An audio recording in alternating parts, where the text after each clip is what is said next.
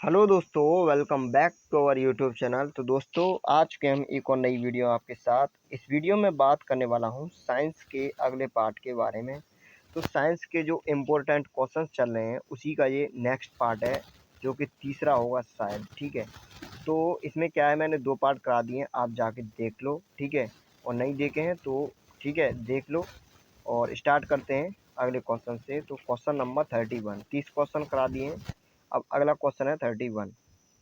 देखो, क्वेश्चन के साथ साथ पूरा एक्सप्लेन कराऊंगा। और आप किसी भी एग्जाम की तैयारी कर रहे हो तो ये वीडियो आपके लिए काफ़ी हेल्पफुल होने वाली है, क्योंकि जो भी क्वेश्चन है सब आए हुए क्वेश्चन है। ठीक है, किसी ना किसी एग्जाम में। ये देखो, बीपीएससी 2002, ये बीपीएससी में पूछा गया क्वेश्चन है। त्वरण ज्ञात करने के लिए सही सूत्र कौन सा है? त्वरण ज्ञात करने का सही सूत्र कौन सा है? तो त्वरण मैंने बताया था अच्छी तरह। त्वरण क्या होता है? त्वरण होता है वेग परिवर्तन बट्टे समयांतराल। वेग परिवर्तन मतलब वेग में अंतर। जो अंतिम वेग है उसमें से मैं प्रारंभिक वेग घटा दूं तो क्या निकल आएगा? वेग परिवर्तन। मतलब वेग में अंतर जैसे। ठीक है, और समय, समय कितना लग रहा है? टी। तो फॉर्मूला ये होना चाहिए v minus you by T. तो देखो कौन सा है। a बराबर v minus you by T. Option A match खा रहा है तुम्हारा। ठीक है, तो option A is the correct answer. देखो, जैसे कोई मान लो आप 10 किलोमीटर प्रति घंटे की चाल से चलना प्रारंभ हुए कहीं से, और अब आपकी चाल 20 किलोमीटर प्रति घंटा है। 20 किलोमीटर प्रति घंटा है कितने मिनट में? 5 मिनट में। ठीक है, 5 सेकंड में। ये 5 घंटे में। ठीक है, 5 घंटे में। तो पूछ रहा है कि त्वरण क्या होगा? तो त्वरण क्या होगा? अंतिम में से प्रारंभ घटा दूंगा और उसका भाग दे दूंगा टाइम का। तो अंतिम वेग कितना है? 20। और प्रारंभिक वेग कितना है? प्रारंभिक वेग है 10। और टाइम कितना लगा इसको? 5 सेकंड, 5 घंटा एक। ठीक है, टोटल। तो 5 का भाग दे दूंगा। 20 में से 10 गया 10, 10/5। ठीक है, 10/5 तो क्या बचा? 2। तो इसका जो त्वरण होगा वो 2 मीटर पर सेकंड स्क्वायर होगा। ठीक है, 2 मीटर पर सेकंड स्क्वायर। देखो, इसका मतलब क्या है? 2 किलोमीटर प्रति घंटा। ठीक है, तो इसका मतलब क्या है कि इसने 1 घंटे में कितनी स्पीड बढ़ाई? 2। ठीक है, फिर अगले घंटे में 2, फिर अगले घंटे में 2, इस तरह से। ठीक है, ये समय में ना हो, कोई दिक्कत नहीं है। ये समय में आ गया कि नहीं आ गया? बस ठीक है, आगे चलते हैं। समय में आ गया तो अच्छी बात है, और नहीं समय में आया तो बेसिक से जो क्लास कराई है उसे देखो जाके, बिल्कुल क्लियर हो जाएगा। पदार्थ के संवेग और वेग के अनुपात से कौन सी भौतिक राशि प्राप्त की जाती है? तो देखो, इसमें क्या है, इसमें संवेग और आपका वेग। तो संवेग क्या होता है? संवेग होता है आपका, देखो, एम बी स्क्वायर। ठीक है, और वेग होगा v, तो एम बी। ये देखो कैसे होगा, मैं बता रहा हूँ। संवेग आपका एफ, एफ बराबर एम ए होता है। ठीक है, और एम ए की जगह क्या होता है आपका? Delta P. Delta P over delta T. मतलब पी की अगर मैं वैल्यू निकालूं तो यहाँ से क्या निकलेगी? एम इंटू ए इंटू टी लिख सकता हूँ, पी की वैल्यू। ठीक है, और ये क्या कह रहा है? संवेग और वेग। तो वेग v हो गया। ठीक है, अब देखो यहाँ से, और ए की जगह क्या लिख दूंगा मैं? ए की जगह लिख दूंगा v/t। तो एम v/t इंटू टी, और ये डिवाइड में क्या है? v। तो यहाँ भी v। तो देखो, v से v कट गया, t से t कट गया, बचा क्या? m। तो द्रव्यमान हो जाएगा। ठीक है, ये क्लियर हुआ कि नहीं? संवेग, संवेग यहाँ से निकाल लेंगे dp से। एफ बराबर डी ओवर डी टी। ठीक है, संवेग परिवर्तन की दर बल के अनुक्रमणानुपाती होती है। तो ये आपने देखा होगा, बल के बराबर होती है। ये आपने देखा होगा न्यूटन के गति के द्वितीय नियम से। ठीक है, तो वहीं से ये मैंने निकाला है। यहाँ से संवेग की वैल्यू निकाल लेना और इसमें रख देना। ठीक है, संवेग बट्टे वेग, वेग भी होता है, बस यहीं से निकल आएगा। ठीक है, अब अगला देखो। अगला क्या है? प्लांक के अचर में किसका आयाम होता है? प्लांक के अचर में किसका आयाम होता है? तो देखो इसका आंसर हो जाएगा आपका प्लांक के अचर में किसका आयाम होता है 33, तो कोणीय गति का। ठीक है, अब अगला क्वेश्चन देखते हैं। अगला क्वेश्चन क्या है 34। तो इसमें क्या कह रहा है, एक लक, एक लड़की झूले पर बैठी स्थित में झूला झूल रही है। ठीक है, बैठी स्थिति में झूला झूल रही है। उस लड़की के खड़े हो जाने पर दोलनों का आवर्तकाल, ये कोई झूला है, इस पर बैठ के कोई लड़की झूल रही है। ठीक है, लेकिन जब वो खड़ी हो जाती है तो क्या हो जाता है, तब बताइए। जो आवर्तकाल है, जो मतलब समय है, ठीक है, जब ये यहाँ से यहाँ तक लौट के आने का समय आवर्तकाल, ठीक है, टी, तो वो क्या होगा, कम हो जाएगा, अधिक हो जाएगा, या लड़की की ऊंचाई पर निर्भर करेगा, या अपरिवर्तित रहेगा। तो देखो आवर्तकाल क्या हो जाता है, कम हो जाता है। ठीक है, अगला क्वेश्चन देखो। अगला क्वेश्चन क्या कह रहा है, घूर्णन करती एक गोल मेज पर अचानक एक लड़का आकर बैठ जाता है, मेज के कोणीय वेग पर क्या प्रभाव पड़ेगा? घूर्णन करती एक गोल मेज पर अचानक एक लड़का आकर बैठ जाता है, मेज के कोणीय वेग पर क्या प्रभाव पड़ेगा? तो इसका आंसर बताइए, इसका आंसर क्या होगा? जो कोणीय वेग होगा वो क्या होगा, कम हो जाएगा। ठीक है, अगला क्वेश्चन देखो। अगला क्वेश्चन क्या है, अगला क्वेश्चन है, यदि किसी चलती हुई वस्तु के वेग को दोगुना कर दिया जाए तो उसका या उसकी त्वरण दोगुना हो जाएगा, या गति ऊर्जा दोगुनी हो जाएगी, गति ऊर्जा 4 गुनी हो जाएगी, या भार दोगुना हो जाएगा? तो देखो इसे एक बार, क्या कह रहा है, वेग को दोगुना कर दिया जाए, वेग को क्या कर दिया जाए, दोगुना। तो देखो इसमें क्या है कि जैसे वेग पहले कितना था, v था, v1, और अब 2v1, दोगुना कर दिया। तो कह रहा है कि त्वरण, तो त्वरण क्या होता है, a बराबर v2 minus v1 upon T. तो v2 कितना दिया, 2v, 2v1, और ये v1, तो 2v1 में से v1, इस पर कुछ फर्क नहीं पड़ेगा, जो पड़ेगा देख लेंगे। तो देखो इसमें क्या है कि v1 है और 2v1 है, तो काइनेटिक एनर्जी क्या होती है, mv²। तो ये mv1² रह जाएगी पहले वाले के लिए, और दूसरे वाले के लिए हो जाएगी m2v1 का होल स्क्वायर। तो ये 2 का वर्ग होगा, तो कितना हो जाएगा, 4, और mv1², mv1² ये हो गया। ठीक है, और mv1² ये हो गया, लेकिन ये कितना हो गई, 4 गुना। ठीक है, पहले वाले का कितना गुना हो गई, 4 गुना। तो क्या हो जाएगी, इसकी जो क्या होगी गतिज ऊर्जा, वो कितना गुना हो जाएगी, 4 गुना। ठीक है, यदि किसी चलती हुई वस्तु के वेग को दोगुना कर दिया जाए तो उसकी गतिज ऊर्जा कितने गुना हो जाएगी, 4 गुना हो जाएगी। ठीक है, option C is the right answer. अगला क्वेश्चन देखिए, किसी पिंड के द्रव्यमान तथा भार में अंतर होता है, क्योंकि द्रव्यमान तथा भार में अंतर होता है क्योंकि द्रव्यमान परिवर्तनीय होता है, गलत है। ठीक है, द्रव्यमान स्थिर रहता है जबकि भार परिवर्तनीय होता है। जैसे द्रव्यमान स्थिर रहेगा, लेकिन जो भार है आपका वो परिवर्तन होगा। भार का फॉर्मूला क्या होता है, W बराबर mg। mg में द्रव्यमान तो कांस्टेंट है, लेकिन g, जो g है ये क्या है, ये हमेशा चेंज होता रहता है। जैसे हम ध्रुवों पर जाते हैं तो ये क्या होता है, गुरुत्वाकर्षण त्वरण बढ़ जाता है। ठीक है, तो इस तरह से। तो आगे चलते हैं, अगला क्वेश्चन देखते हैं। जैसे ध्रुवों पर क्या होता है, गुरुत्वाकर्षण बढ़ जाता है, तो भार भी बढ़ जाएगा। ठीक है, तो आप देखो अगला क्वेश्चन। अगला क्वेश्चन क्या कह रहा है, किसी भी स्थिर और गतिशील वस्तु की स्थिति और दिशा में तब तक कोई परिवर्तन नहीं होता जब तक उस पर कोई बाह्य बल सक्रिय न हो।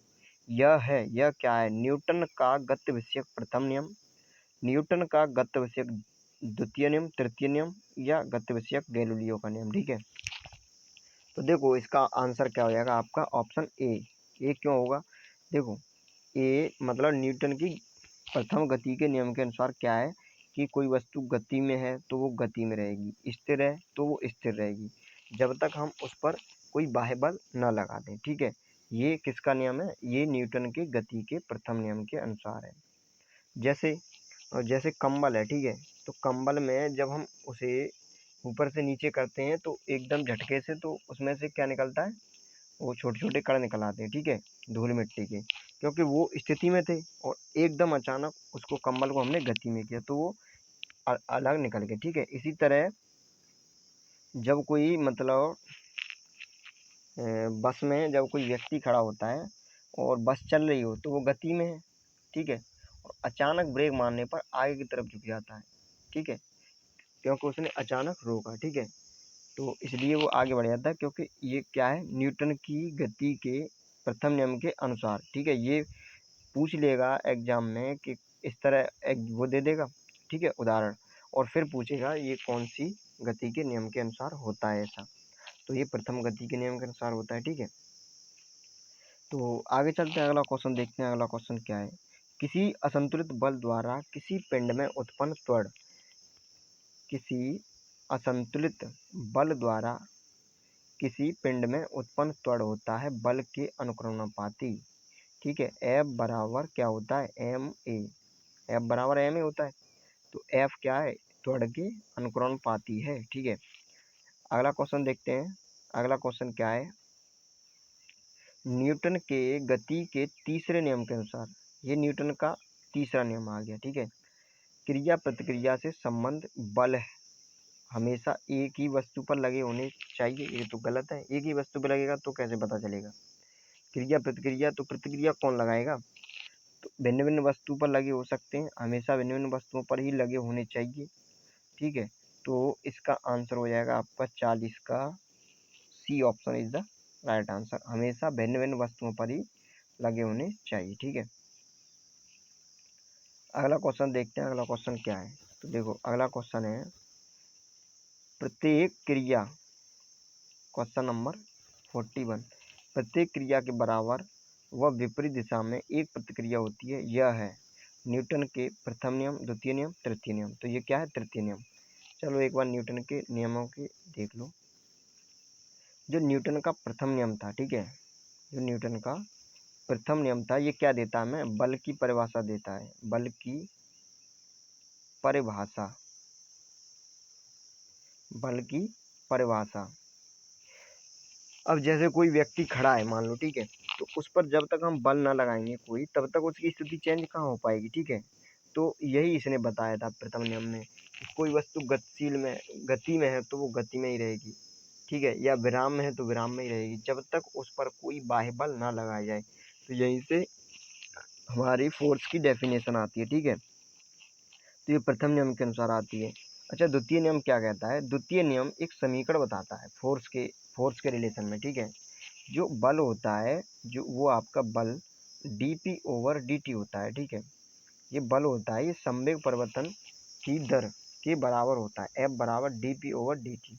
तो दूसरा नियम क्या करता है, ये बल का समीकरण बताता है संवेग, ठीक है, संवेग के उसमें टर्म में। तो द्वितीय नियम और प्रथम नियम ये ध्यान रखना, प्रथम नियम क्या करता है, बल की परिभाषा देता है, और द्वितीय नियम ये संवेग परिवर्तन, ठीक है, संवेग परिवर्तन के बराबर होता है, ये दर्शाता है, समीकरण देता है, F बराबर एम ए, यहाँ से ही निकलता है F बराबर एम ए, ठीक है। और तृतीय नियम क्या करता है, ये दिशा को दर्शाता है, दिशा को बताता है। जैसे हम किसी वस्तु पर, जैसे मान लो ये कोई व्यक्ति है, ठीक है, ये कोई व्यक्ति है और ये इस तरह से जा रहा है, तो ये पैर इसकी मान लो पीछे की तरफ पैर है इस तरह से, ठीक है, तो ये जो पैर हैं ये बल किधर लगाएंगे, इधर की साइड, ठीक है, तो ये पृथ्वी भी उस पर किधर की साइड बल लगाएगी, इधर की साइड, ठीक है। क्रिया प्रतिक्रिया यही होता है, क्रिया प्रतिक्रिया, इसने पीछे की तरफ बल लगाया तो इसने आगे की तरफ बल लगाया, ठीक है, तो ये होता है तृतीय नियम, क्रिया प्रतिक्रिया का नियम। अब जैसे रॉकेट है, तो रॉकेट क्या है, जैसे ऊपर की ओर होती है, ठीक है, तो वो नीचे गैस इतनी तेजी से निकलती है तो एकदम बल लगाती है नीचे की साइड, ठीक है, और वैसे ही जैसे जितना बल नीचे लगाती हैं उतना ही बल वो ऊपर की तरफ वातावरण लगाता है, ठीक है, जैसे वातावरण पे बल लगाएंगे, ठीक है, तो उस वही ऊपर की ओर लगाएगा तो वो ऊपर की ओर चली जाएगी, ठीक है। अब ऐसे ही आगे और भी कई सारे एग्जाम्पल हैं, ठीक है, तो आगे चलते हैं, अगला क्वेश्चन देखते हैं। जल में तैरना, जल में तैरना, न्यूटन की गति के किस नियम के कारण संभव है? प्रथम नियम के कारण। प्रथम नियम क्या कहता है, कोई वस्तु मतलब गति में है तो गतिशील रहेगी, विराम में तो विराम में रहेगी, ये कहता है। और द्वितीय नियम क्या कहता है?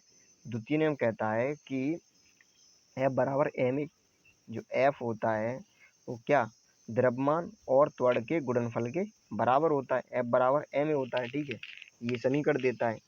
और तृतीय नियम क्या कहता है? तृतीय नियम न्यूटन की गति के किस नियम के अनुसार जल में संभव है? जैसे कोई व्यक्ति है, एक पानी में तैर रहा है, ठीक है, पानी में ये तैर रहा है, ठीक है, तो पीछे की तरफ बल लगाएगा ना अपने हाथों से, यूं इस तरह से हाथ लाएगा और पीछे की तरफ कर देगा, आगे बढ़ जाएगा, फिर ये इस तरह से हाथ लाएगा पीछे की तरफ कर देगा, तो ये पानी पर एक क्रिया कर रहा है, ठीक है, पीछे की तरफ इस साइड में क्रिया ही तो लगा रहा है, ठीक है, पानी पर इस साइड में क्रिया ही तो लगा रहा है पीछे की तरफ।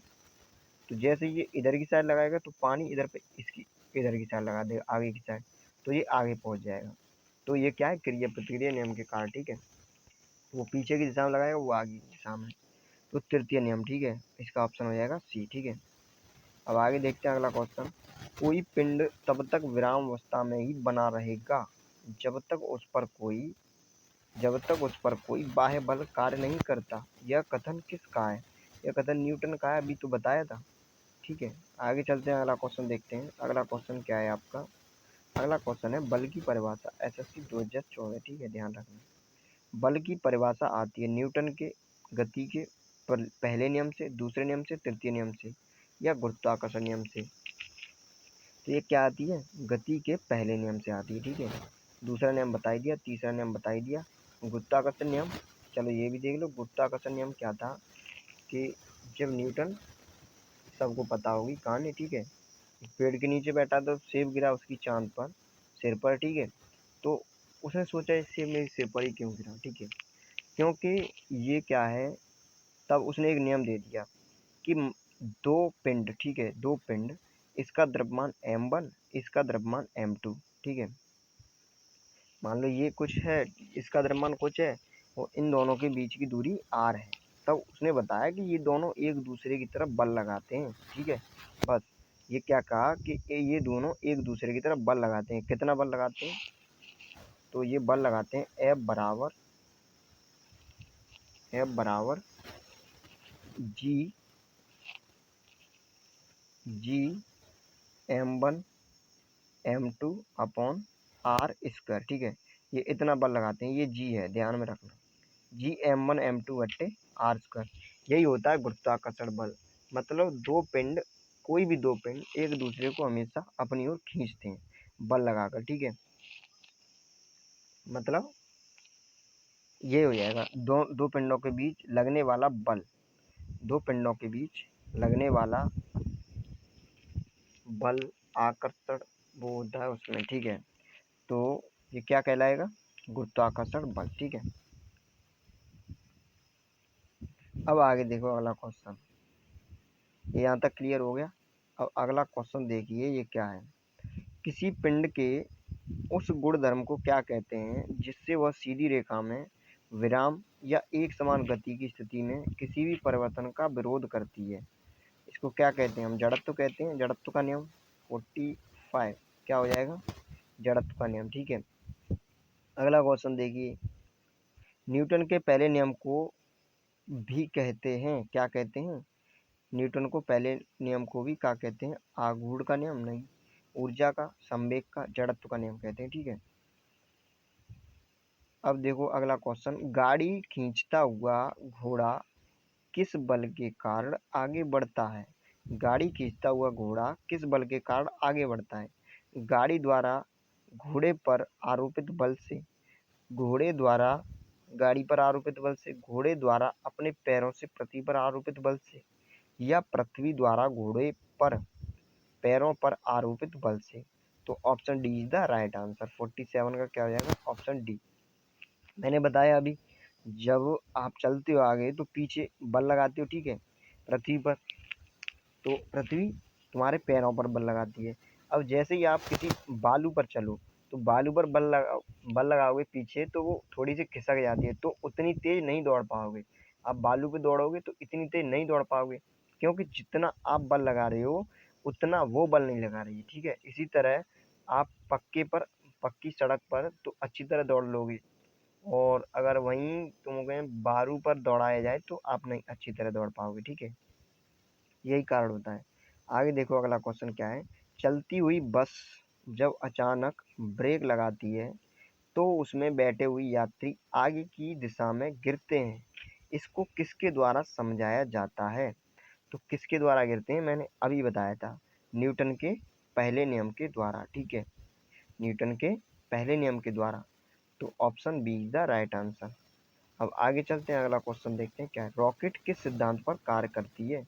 अभी बताया था न्यूटन के तृतीय नियम पर आधारित है रॉकेट, ठीक है। वो जितना बल नीचे लगाती है उतना ही बल ऊपर को लगता है, न्यूटन के तृतीय नियम। Option A is the right answer.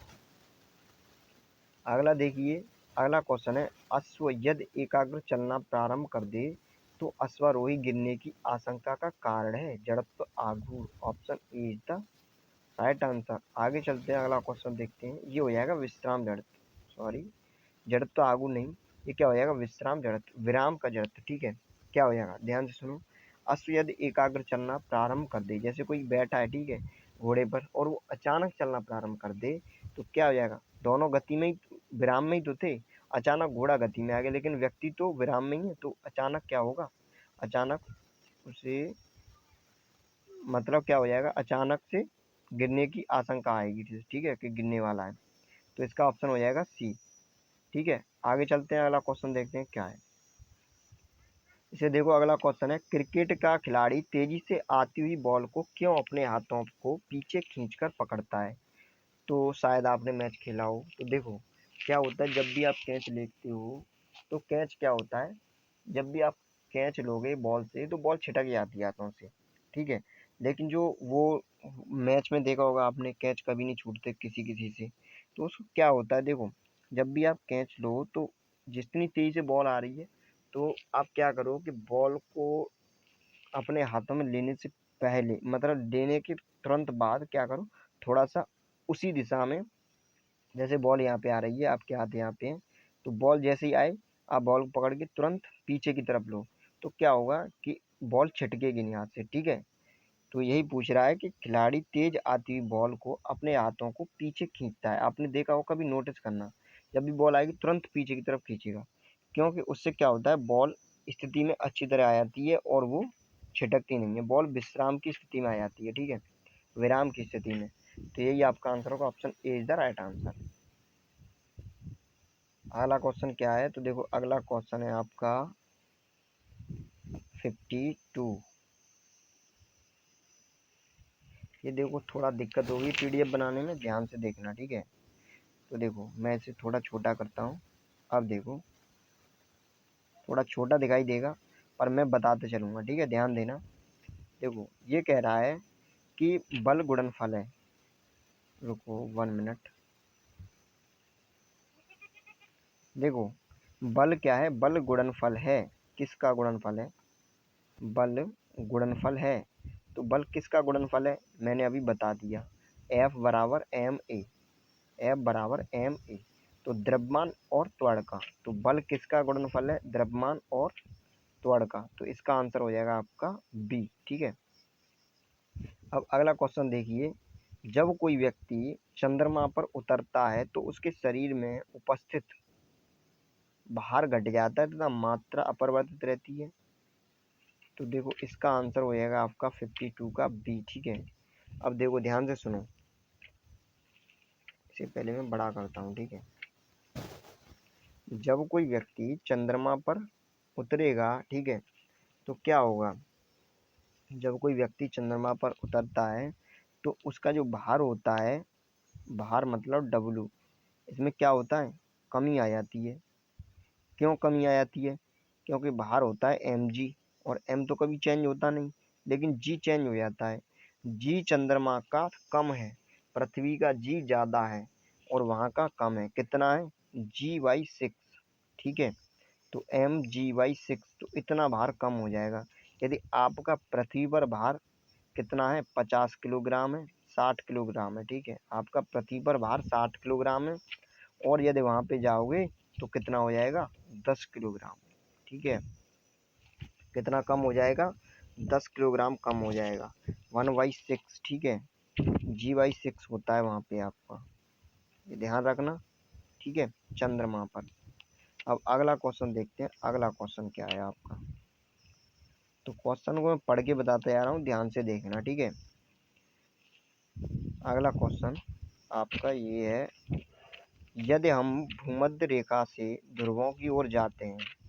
चलो इसको मैं अगली वीडियो में बताता हूँ, थोड़ी दिक्कत हो रही है वीडियो बनाने में, ये पेज गलत लग गया है। ठीक है, तो इसको मैं अगली वीडियो में बताऊँगा। आज इस वीडियो को हम यहीं ख़त्म करते हैं। अगर कुछ समझ में ना आया हो तो कमेंट सेक्शन में बताना। तो thank you for watching video.